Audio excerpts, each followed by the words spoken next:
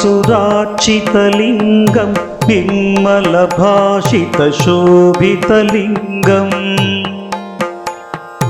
जन्मजदुःखविनाशकलिङ्गं तत्प्रणमामि सदा शिवलिङ्गम् देवमुनिप्रवरार्चितलिङ्गं कामदहनकरुणाकरलिङ्गम् रावणदर्पविनाशकलिङ्गं तत्प्रणमामि सदा शिवलिङ्गम्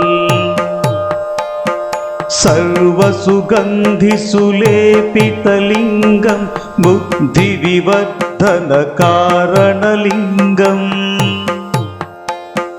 सिद्धसुरासुरवन्दितलिङ्गं तत्प्रणमामि सदा शिवलिङ्गम्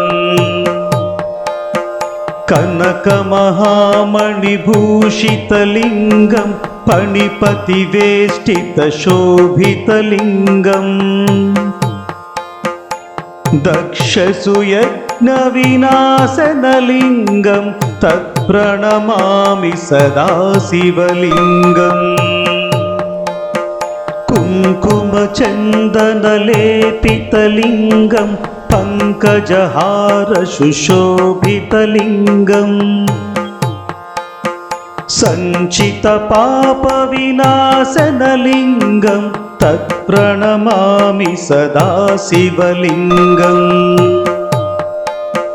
देवगणार्चितसेवितलिङ्गं भावैर्भक्तिभिरेव च लिङ्गम् दिनकरकोटिप्रभाकरलिङ्गं तत्प्रणमामि सदा शिवलिङ्गम् अष्टदलोपरिवेष्टितलिङ्गं सर्वसमुद्भवकारणलिङ्गम् अष्टदरिद्रविनाशकलिङ्गं तत्प्रणमामि सदा शिवलिङ्गम्